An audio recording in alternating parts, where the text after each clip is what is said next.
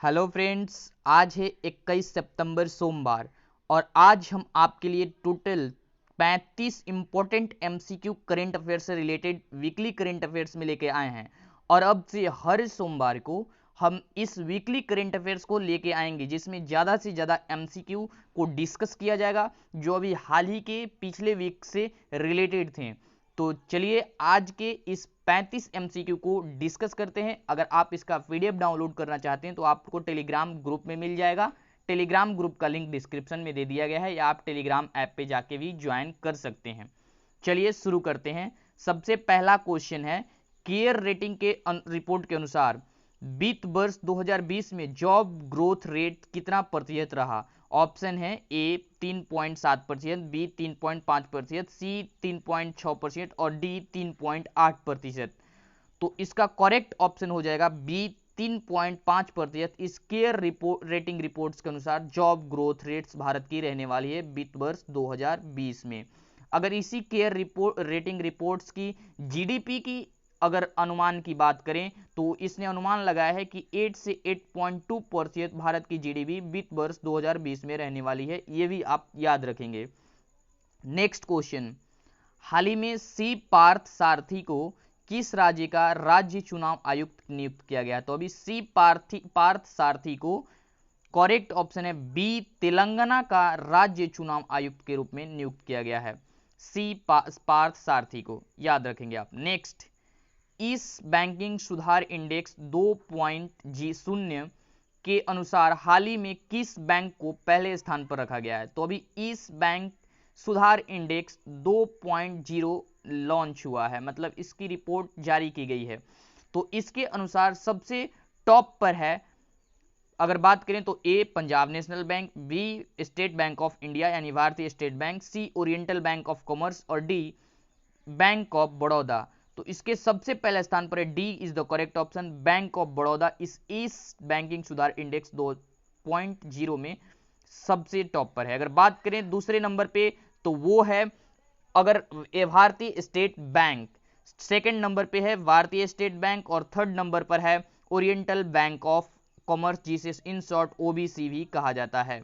तो ये तीन टॉप याद रखेंगे आप। सबसे टॉप पे बैंक ऑफ बड़ौदा, दूसरे नंबर पे भारतीय स्टेट बैंक, तीसरे नंबर पे ओरिएंटल बैंक ऑफ कॉमर्स इस बैंकिंग सुधार इंडेक्स 2.0 के अनुसार है। नेक्स्ट, हाल ही में किसने डिजिटल रूप से प्रधानमंत्री संपद योजना और ई गोपाला ऐप लॉन्च किया है? तो अभी करेक्ट ऑप्शन है नरेंद्र मोदी जी के द्वारा। B is the Narendra Modi ji के द्वारा इस प्रधानमंत्री संपद योजना और ई गोपाला एप्लीकेशन को लॉन्च किया गया है। Correct option B Narendra Modi. Next, नई राष्ट्रीय शिक्षा नीति लागू करने वाला देश का पहला राज्य कौन सा बना है? नई राष्ट्रीय शिक्षा नीति को लागू करने वाला देश का पहला राज्य, ऑप्शन है A Maharashtra, B Kerala, C Himachal Pradesh, D Assam. तो अभी C is the correct option, Himachal Pradesh देश का पहला राज्य बन गया है नई राष्ट्रीय शिक्षा नीति को लागू करने वाला। नेक्स्ट क्वेश्चन, किस क्रिकेट टीम ने आईसीसी टी20 रैंकिंग में पहला स्थान प्राप्त किया है? किस क्रिकेट टीम ने? ऑप्शन है ऑस्ट्रेलिया, बी दक्षिण Africa, C Bharat, D England. A is the correct option, Australia को पहला स्थान मिला है इस आईसीसी टी20 रैंकिंग में। नेक्स्ट बढ़ते हैं, हाल ही में पहली बार भारत, फ्रांस और ऑस्ट्रेलिया तीनों देशों के बीच त्रिपक्षीय वार्ता हुई थी। इस बैठक की सह अध्यक्षता भारत से किसके द्वारा की गई थी? भारत से किसके द्वारा की गई थी? Option A Harshvardhan Shringla, B Ajit Doval, C Sudhir Bhargav, D Rajnath Singh. तो भारत से इस भारत फ्रांस ऑस्ट्रेलिया त्रिपक्षीय वार्ता की सह अध्यक्षता A is the correct option Harshvardhan Shringla ji कर रहे थे। अगर बात करें यूरोप की तरफ से यानी फ्रांस की तरफ से तो वो फ्रांसवा डेल्ट्रे ये फ्रांस की तरफ से सह-अध्यक्षता कर रहे थे। ऑस्ट्रेलिया की तरफ से बात करें तो एडमसन कर रहे थे ऑस्ट्रेलिया की तरफ से सह-अध्यक्षता। भारत की तरफ से A is the correct option Harshvardhan Shringla इस भारत फ्रांस ऑस्ट्रेलिया त्रिपक्षीय वार्ता की सह-अध्यक्षता कर रहे थे। नेक्स्ट, हर साल विश्व आत्महत्या रोकथाम दिवस किस तारीख को मनाया जाता है? ए ऑप्शन 9 सितंबर, बी 10 सितंबर, सी 3 सितंबर, डी 5 सितंबर। Correct option is the B, 10 सितंबर को मनाया जाता है विश्व आत्महत्या रोकथाम दिवस। ये Indian Association of Suicide Prevention के द्वारा मनाया जाता है, IASP, Indian Association of Suicide Prevention. Next, Bharat की सबसे बड़ी सुअर पालन परियोजना किस राज्य में हाल ही में शुरू की गई है, जिसको इंग्लिश में पिगरी मिशन कहा जाता है? पिगरी मिशन कहा गया सुअर पालन परियोजना। Option A Paschim Bangal, B Mizoram, C Meghalaya, D Kerala. तो correct option is the C, Meghalaya में इस पिगरी मिशन को अभी लॉन्च किया गया है। 209 करोड़ रुपए की लागत से इस परियोजना को शुरू किया गया है। नेक्स्ट, भारत के और किस देश ने सशस्त्र बलों के बीच आपूर्ति और सेवाओं के लिए पारस्परिक प्रावधान के संबंध में एक समझौते पर हस्ताक्षर किया है? तो भारत और किस देश के बीच सशस्त्र बलों के बीच के आपूर्ति के लिए हस्ताक्षर हुआ है समझौता पे? A Britain, B America, C Germany, D Japan. तो अभी जापान और भारत के बीच सशस्त्र बलों के बीच आपूर्ति के लिए ये समझौता पर हस्ताक्षर हुआ है। नेक्स्ट, देश की दूसरी और दक्षिण भारत की पहली किसान ट्रेल किस राज्य से दिल्ली के आदर्श नगर रेलवे स्टेशन तक बनाया गया है? क्वेश्चन बहुत ही बारीकी से क्रिएट किया गया है।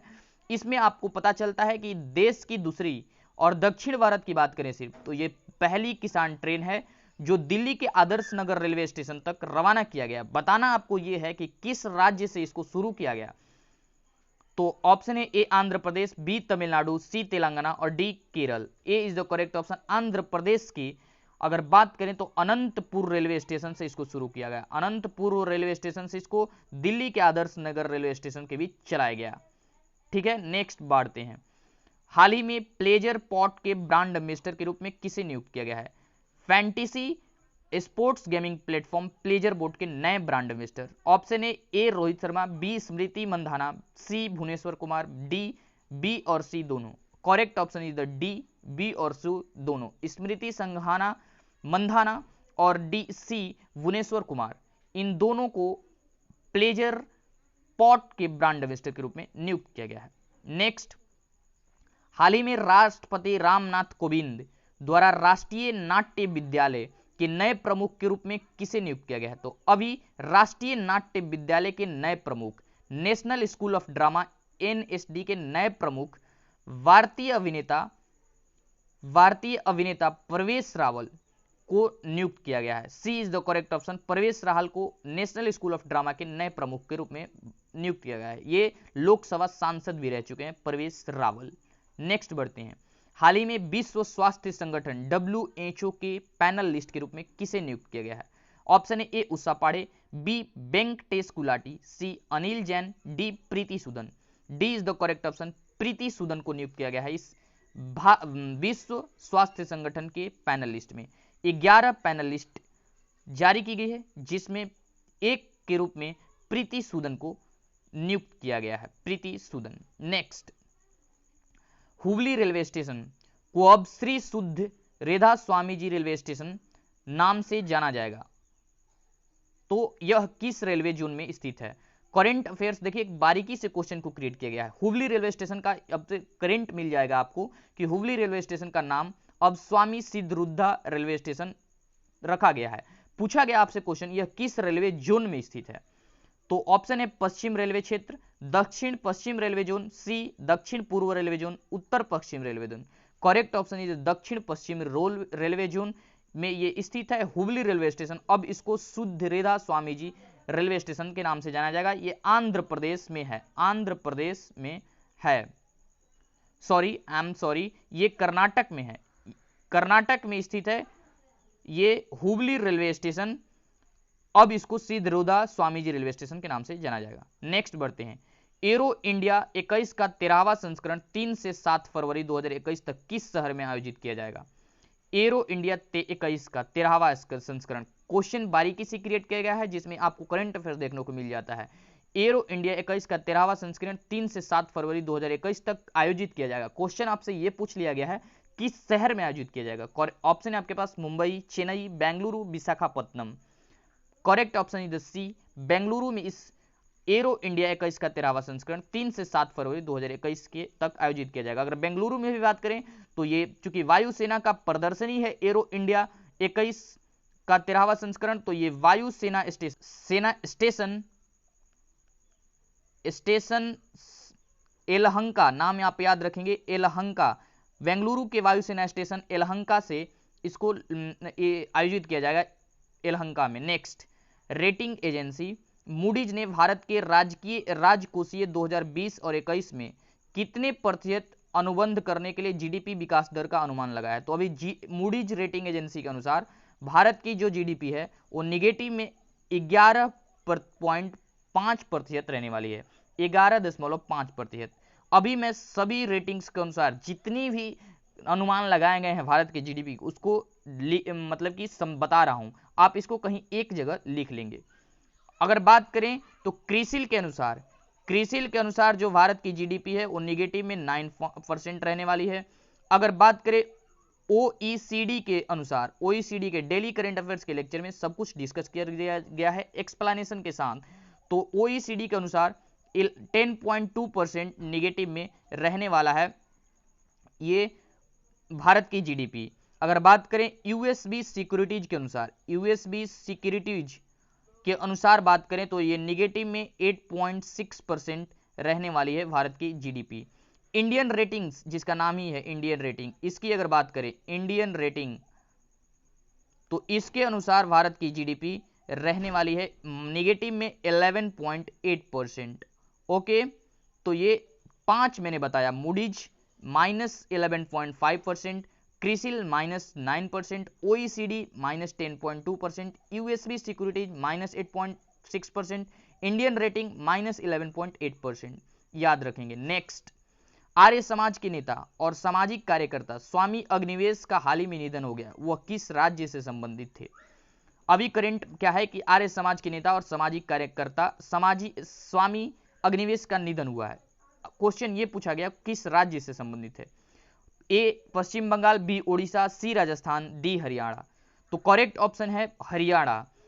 ये कंफ्यूजन भी इसमें क्वेश्चन में है क्योंकि इनका जन्म, स्वामी अग्निवेश जी का जन्म आंध्र प्रदेश में हुआ था, लेकिन अगर बात पूछा जाए आपसे किस राज्य से संबंधित है तो वो हरियाणा, क्योंकि ये हरियाणा के लोकसभा सांसद के रूप में भी रह चुके हैं और ये हरियाणा के अगर बात करें तो विधानसभा के विधायक के रूप में भी कार्य कर चुके हैं ये स्वामी अग्निवेश, जिनका अब निधन हो गया है। तो करेक्ट ऑप्शन डी हरियाणा हो जाएगा। Next, global economic freedom index 2020 की एनुअल रिपोर्ट आई जिसमें भारत की रैंक पूछा गया आपसे। ए 95वां, बी 105वां, सी 125वां, डी 113वां। Correct option is the B, 105वां भारत के स्थान रखी गई है इस ग्लोबल इकोनॉमिक फ्रीडम इंडेक्स 2020 में। अगर इसकी बात करें डिटेलेशन की थोड़ा, तो ये कनाडा के फ्रेजर इंस्टीट्यूट, मैं बोल रहा हूं आप सुन लीजिएगा, फ्रेजर इंस्टीट्यूट के द्वारा दिल्ली के think tank Centre of Civil Society के साथ मिलकर इस जो है इंडेक्स को जारी किया गया। ओके, अगर टॉप की मैं लिख दे रहा हूं, टॉप 105वां भारत का स्थान है टॉप हॉन्गकॉन्ग सबसे शीर्ष पर है इस इंडेक्स में, हॉन्गकॉन्ग। दूसरे नंबर पे है सिंगापुर, तीसरे नंबर पे है आपका न्यूजीलैंड। आपसे बाई चांस अगर पूछ लेता है कि चीन की रैंकिंग क्या है तो वो 124वां है, भारत की रैंकिंग 105वां, चीन की रैंकिंग 124वां। टॉप 3 हांगकांग, सिंगापुर और न्यूजीलैंड। नेक्स्ट बढ़ते हैं। हाल ही में किस राज्य सरकार ने गरिमा नाम की नई योजना शुरू किया है जिसका उद्देश्य राज्य में आर्थिक सुरक्षा और कोर स्वच्छता कार्यकर्ताओं की सामाजिक प्रतिष्ठा सुनिश्चित करना है।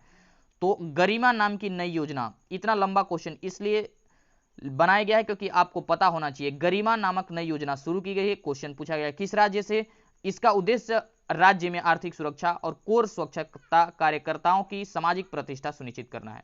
गरिमा नाम की नई योजना, ऑप्शन है ए ओडिशा, बी हरियाणा, सी उत्तराखंड, डी असम। तो अभी ओडिशा में इस गरिमा नाम की नई योजना को शुरू किया गया है। नेक्स्ट, हिंदी दिवस की आधिकारिक भाषा के रूप में हिंदी की लोकप्रियता को चिन्हित करने के लिए हर साल 14 सितंबर को ये हिंदी दिवस मनाया जाता है। इतनी तो करंट अफेयर्स है। हिंदी दिवस अभी मनाया जाया 14 सितंबर को मनाया गया। क्वेश्चन आपसे यह पूछ लिया गया है, यह भाषा भारतीय संविधान के किस अनुच्छेद के तहत अपनाई गई थी? किस तहत, अनुच्छेद के तहत?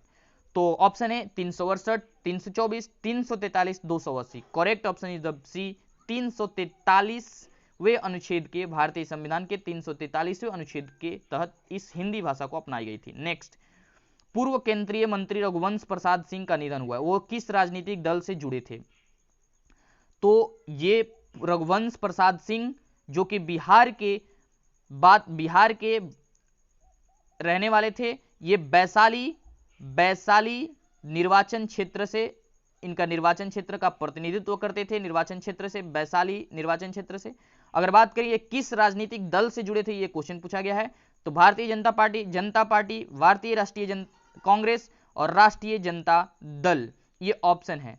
तो ये रघुवंश प्रसाद सिंह जेडीयू से संबंधित है, इसमें कोई ऑप्शन सही नहीं है। जेडीयू, जनता दल यूनाइटेड से संबंधित थे Raghuvansh Prasad Singh. Next option, next question, हाल ही में किस राज्य सरकार ने कोविड-19 से लड़ने के लिए मेरा परिवार मेरी जिम्मेदारी अभियान की घोषणा की है? तो अभी ऑप्शन है आपके पास, ए झारखंड, बी महाराष्ट्र, सी तमिलनाडु, डी उत्तर प्रदेश। महाराष्ट्र सरकार ने मेरा परिवार मेरी जिम्मेदारी इस अभियान को शुरू किया है, यहां के मुख्यमंत्री उद्धव ठाकरे जी के द्वारा। हाल ही में मुगलो सर्किट, इटली में आयोजित फार्मूला 1 टस्कन ग्रांड प्रिक्स 2020 किसने जीता है? अभी इटली में आयोजित किया गया था फार्मूला 1 टस्कन ग्रांड प्रिक्स 2020, इसको जीता है, C is the correct option, Lewis Hamilton ने जीता है इस formula 1 Tuscan grand prix 2020। Next बढ़ते हैं, अगर लुइस हैमिल्टन की बात करें तो ये मर्सिडीज के ड्राइवर हैं, ग्रेट ब्रिटेन के मर्सिडीज के ड्राइवर हैं। नेक्स्ट, हाल ही में योशिहिदे सुगा को किस देश का नया प्रधानमंत्री नियुक्त किया गया है? तो अभी C is the correct option, Japan के नए प्रधानमंत्री के रूप में योशिहिदे सुगा को नियुक्त किया गया है। ये शिंजो आबे का जगह लेंगे, जो अभी स्वास्थ्य के कारणों से इस्तीफा दिए थे। शिंजो आबे अब इस्तीफा दे चुके हैं जापान के प्रधानमंत्री, अब नए प्रधानमंत्री योशिहिदे सुगा को नियुक्त कर दिया गया है। नेक्स्ट, 10वीं रक्षा प्रौद्योगिकी और व्यापार पहल DTTI समूह की बैठक भारत और किस देश के बीच हुआ? तो अभी 10वीं DTTI समूह की बैठक भारत और अमेरिका के बीच हुआ है। Correct option is the A, America. Next, हाल ही में डॉक्टर कपिला वत्स्यायन का निधन हो गया, वो प्रसिद्ध थी।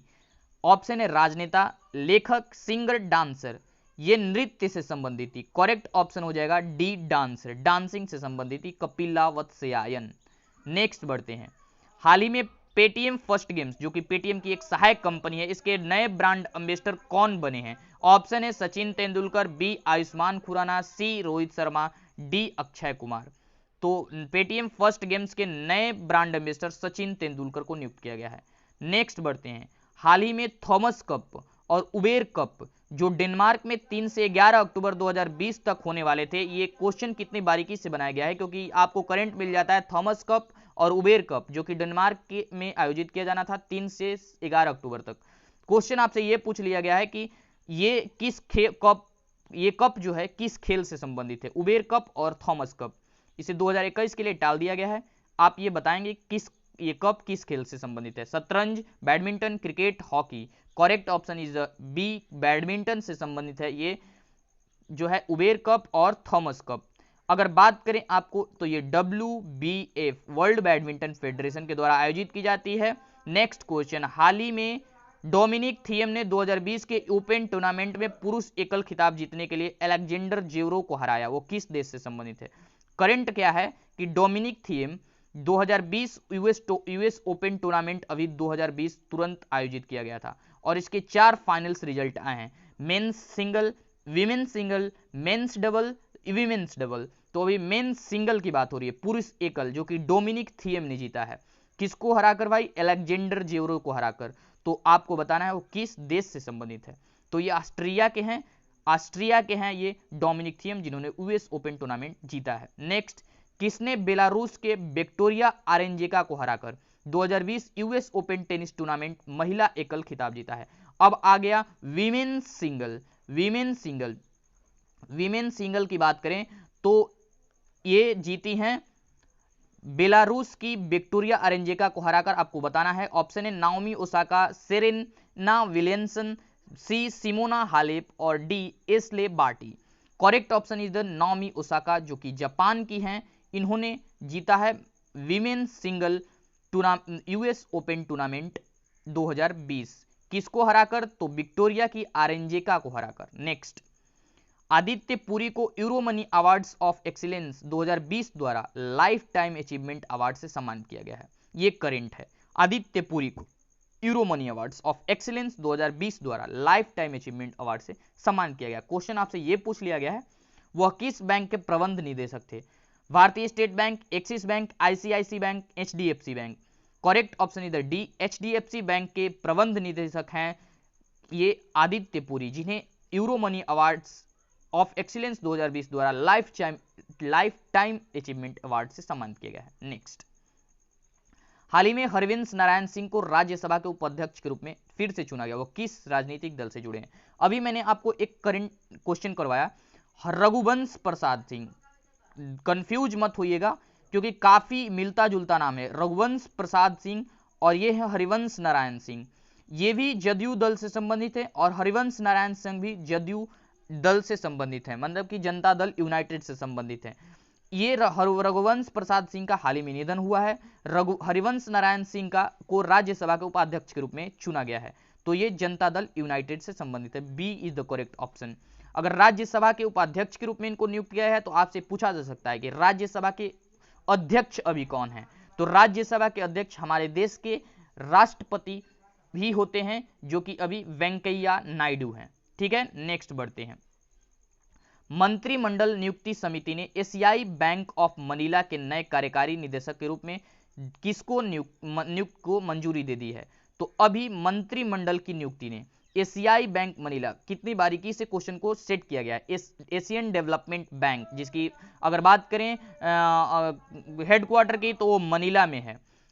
ये नए इसके कार्यकारी निदेशक को बताना है आपको। अश्विनी भाटिया है? नहीं। Sameer Kumar Khurre, Rajiv Kumar, Anil Jain. Sameer Kumar Khurre is the correct option. B, Sameer Kumar Kharre को एशियन डेवलपमेंट बैंक के कार्यकारी निदेशक के रूप में नियुक्त किया गया है। ठीक है, अगर अश्विनी भाटिया की बात करें तो ये एसबीआई के नए कार्यकारी निदेशक के रूप में इनको नियुक्त किया गया है। और अगर राजीव कुमार की बात करें तो ये नए चुनाव आयुक्त बने हैं, नए चुनाव आयुक्त। ओके, नेक्स्ट बढ़ते हैं। नेक्स्ट, हाल ही में टाइटन कंपनी ने भारत की पहले संपर्क रहित कॉन्टेक्टलेस भुगतान घड़ियों को टाइटन पे नाम से किस बैंक के साथ साझेदारी की है? तो अभी टाइटन कंपनी, जो कि वॉच कंपनी है, इसने और किस बैंक ने साझेदारी करके एक कॉन्टेक्टलेस भुगतान घड़ी टाइटन पे को लॉन्च किया है? तो अभी SBI, state bank of India और टाइटन पे ने इसको साथ मिलके साझेदारी करके टाइटन पे घड़ी को, जो कि कॉन्टेक्टलेस भुगतान घड़ी है, ये लॉन्च किया है। तो इतनी करंट अफेयर्स थी इस पिछले वीक से, जो कि मंडे स्पेशल के इस लेक्चर में मैंने आपको डिस्कस कराया। अच्छा, अब अगले मंडे को फिर हम ऐसी लेक्चर लेके आएंगे जिसमें अधिक से अधिक एमसीक्यू को डिस्कस करने की कोशिश की जाएगी। अगर आपको ये वीडियो पसंद आया है तो लाइक कर दीजिए, शेयर कर दीजिए और सब्सक्राइब कर दीजिए हमारे चैनल को। और फिर हम कल मिलेंगे आपको डेली करेंट अफेयर्स के लेक्चर के साथ। तब तक के लिए जय हिंद, जय भारत।